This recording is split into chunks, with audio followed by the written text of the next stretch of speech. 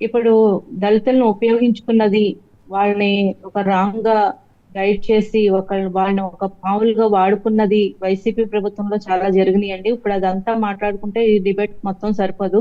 ఒక కోడికత్తి శ్రీను గురించి కానీ, అలా గులకరాయి ఇదే సంబంధించిన మాట్లాడుకుందాంలేండి. దాడి అవన్నీ విషయంలో అవన్నీ కూడా వద్దు, అవన్నీ అందరికీ అక్కడ తెలుసు. దళితుల్ని ఇదొక్కటే ఎలా మాట్లాడదాం. ఉపయోగించుకున్నారో అందరికీ తెలుసు సార్. ఉమ్. ఈ ప్రభుత్వంలో అటువంటి జరగవు ఖచ్చితంగా. ఆ, మేము ఆ, వైసీపీ ఏదైతే ఆరోపణలు చేస్తుందో ఆ విధంగా అయితే ఖచ్చితంగా ఈ ప్రభుత్వంలో జరగవండి. ఏదైతే టీడీపీ ఆఫీస్ మీద దాడికి సంబంధించిన పూర్తి ఆధారాలు సేకరించిన తర్వాతే టీడీపీ ఈ రోజు ఆ, వాళ్ళని పూర్తి ఆధారాలు తీసుకున్న తర్వాత వాళ్ళని అరెస్ట్ చేయడం జరిగింది. ప్రభుత్వం వచ్చిన తర్వాత చాలా మంది డిబేట్ లో కూడా అడగడం జరిగింది. ఏది మీరు మీరు ఎన్ని ఆరోపణలు చేశారు, ఒకళ్ళని కూడా అరెస్ట్ చేయట్లేదు, మీరు ఎందుకు ఇంత ఉదాసీనత వ్యవహరిస్తున్నారు, మీకు అధికారులు సహకరించట్లేదా అని ఎన్నోసార్లు మమ్మల్ని ప్రశ్నించడం జరిగింది. కానీ ఇంతకాలం ఎందుకు పట్టిందంటే పూర్తిగా ఆధారాలు పూర్తిగా చట్టపరంగా మాత్రమే వెళ్ళాలి. ఎటువంటి ఆధారాలు లేకుండా వైసీపీ లాగా అర్ధరాత్రి గోడలు దూకి అరెస్ట్ చేసేసి దాని తర్వాత కోర్టుతో మొట్టికాయలు తిని మళ్ళీ కాదు కాదని చెప్పి మళ్ళీ వాళ్ళు బయటకు వచ్చి అటువంటి పరిస్థితులు లేకుండా పూర్తి ఆధారాలు సేకరించిన తర్వాత చర్యలు తీసుకుంటున్నది ఈ ప్రభుత్వం. కాబట్టే కొంచెం లేట్ అయినా కూడా ఎవరైతే తప్పించుకునే ప్రసక్తి లేదు, అరెస్టులు జరుగుతున్నాయి. అరెస్ట్ జరిగిందంటే పూర్తి ఆధారాలు టీడీపీ దగ్గర ఉన్నాయి. వాళ్ళ ఇంతకీ ఆఫీస్ లో వంశీ ఉన్న గారి ఫోన్లో ఏముందండి? పోనీ CCTV చౌదరి గారు ఫుటేజీలు కానీ చెప్పలేకపోయారు, మీరేమన్నా చెప్తారా? వంశీ గారి ఫోన్లో ఏంటి అంత రహస్యం ఉంది? పోలీసు ఎందుకు అంత ఈగర్గా వెతుకుతున్నారు? ఏముంది అందులో?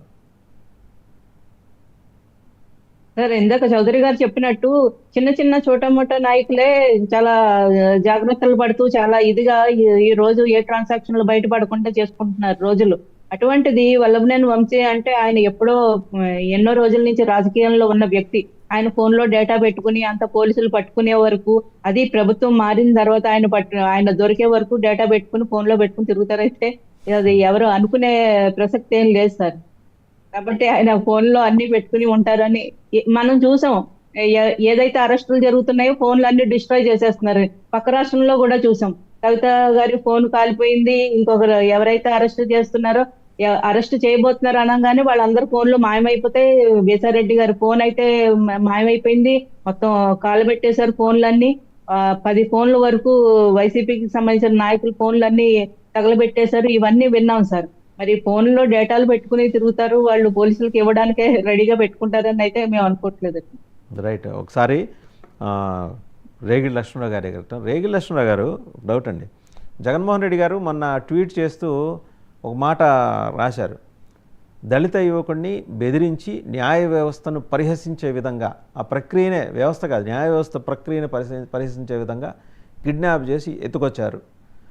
అండ్ ఇంకొకటి ఏంటంటే టెక్నికల్గా మీ లీగల్ సెల్కి కొత్తగా వచ్చారు పొన్నవోలు గారి కన్నా ఈసారి ఎవరో కొత్త ఎంట్రీ ఇచ్చారు.